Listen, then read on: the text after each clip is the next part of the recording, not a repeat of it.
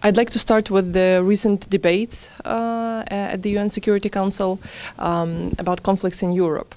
We have heard from multiple statements that the role of the UN as an organization, and probably of the Security Council as well, could be enhanced in the framework of regulating and resolving conflicts in Europe. Do you think is that possible, and how? First of all, I want to pay tribute to the presidency for the month of February that Ukraine has run. I think your country should be very proud of the team here. The fact the foreign minister came here and chaired the Security Council himself, it has really put Ukraine in a very strong position in the United Nations. Ukraine has very strong backing, not just from the United Kingdom, but from many other countries on the Security Council as well. And the fact that there has been such a focus on conflicts in Europe has been very helpful for the cause of Ukraine, to shine a spotlight on the terrible suffering that people in the east of your country are undergoing. The fact that Russia has a veto, and the fact that Russia is prepared to defend its positions through its role in the Security Council, is very troubling. It is a threat not just to your country, but to the whole of the international order. The multilateral system depends on countries upholding the UN Charter, the Helsinki Final Act, bilateral agreements, and Russia is in breach of all of those things. So we need to stand firm, we need to be clear about the principles, and we need to increase the price that Russia has to pay for its violations of that international order. But how do you think it could have been done, or could be done? We have heard from Minister Klimkin that there's a possibility, there's an option potentially of opening up, for example, as a first step, a UN's office in Donbass. Do you think it's possible? Well, this has been much talked about in the past. Yes, it is possible, absolutely. It is best to do this in discussion with the United Nations, and I'm sure that he is in contact with the UN Secretary General and others about that. And I think that the UN has a role to play in tackling all of these crises, alongside other organizations like the OSCE, the European Union, NATO, and others.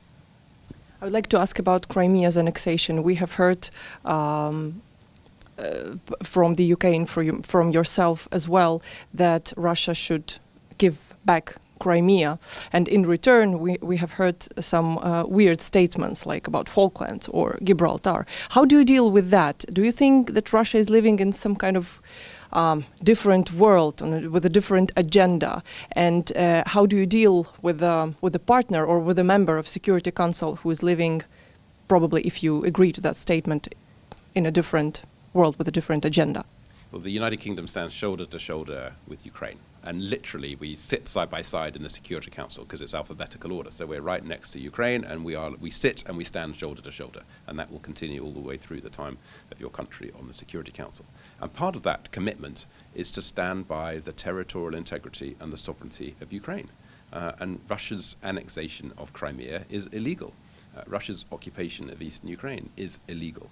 And sanctions will remain on Russia until Russia is out of eastern Ukraine and Russia is out of Crimea. Russia is very good at defending its position, and normally the thing that they do is to invent some false parallel or create some false facts, or they're very good at that. That's what they do, and we need to respond to that, and we need to respond clearly and calmly and focus not on the individual person making the argument, but on the underlying message and on the underlying principles. This is a legal question, this is a moral question, and we should stand firm on those principles, and that is exactly what we do at the United Nations. Mm-hmm. Why do you think it happened so, for some reason, that Crimea is off the table of any negotiations? I mean, Minsk is not about Crimea. Is there any platform in the world where this question could be negotiated where Ukraine could stand along with its allies under the Budapest Memorandum, which UK is as well? Yeah, well, the UK is very proud to have been part of that, and we will keep in close touch with our Ukrainian colleagues about that question. But the answer to the question should come from them, not from us. We will be very much on their side in answering that question, but we do not have our own particular route which we recommend they take. For now, we recommend sticking with the Minsk agreements, implementing those. We support France and Germany and their crucial diplomacy in that regard, and we call on all of the parties to implement the Minsk agreement, including, of course, most obviously Russia, given the violations. But also the Ukrainian government needs to do its part, and we support them in doing that. I would like to hear your ideas whether Ukraine is proactive enough on raising that question of Crimea. Do you feel that Ukraine is doing all it can to put that question back on the agenda? I think that Ukraine is doing a good job here in New York on that question. I think that Crimea comes up very regularly. I'm not the only person that calls for the return of Crimea to its rightful place in Ukraine. Others do that as well. And so I feel as though here in New York there is a very strong body of opinion on Ukraine's side of this argument. It was striking, before I arrived here, there was a very healthy majority in the General Assembly, 100 countries plus, who were on Ukraine's side of the argument on Crimea. And I don't know whether that's true in other fora around the world. And I agree with you that there isn't any actual negotiation going on at the moment between the parties about the return of Crimea to Ukraine, but that will need to come. About Minsk agreement, how would you comment on Russia's recent decision to acknowledge passports of the self-proclaimed republics DNR and LNR? How does it play in the framework of this whole peace process, whatever effective and however effective it is? We regret that decision. We condemn that decision. It is yet another violation of Russia's commitments. It is not up to Russia to decide which documents can be used. This is a Ukrainian sovereign issue, and it's up to the authorities of Ukraine to make decisions. Do you have any ideas why has it happened? Why? Any ideas of Russia's motivation? I know it's not up to you, it's up to Russia, and the question should be addressed to Russia in the first place. But in the framework of all that is happening here in the United States as well, with the new Trump's administration, why?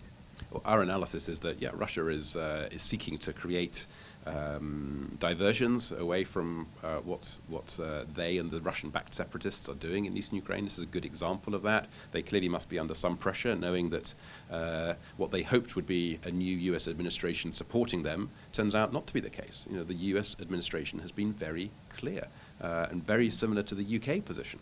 That Russia must respect all of its obligations. Russia must get out of eastern Ukraine. Russia must abide by the Minsk agreement.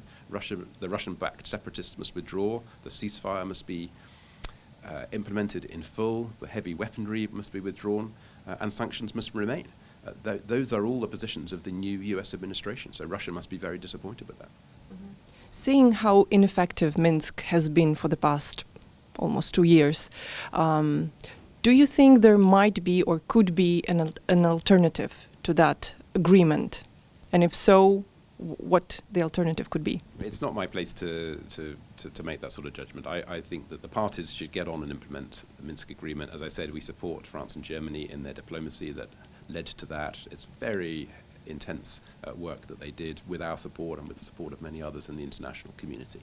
So I encourage everyone to stick with that agreement. Of course, everyone will think that there is some better agreement available, but I think that given that we have that agreement, let's focus on implementing that and abiding by all of those commitments and insisting that every other party does the same.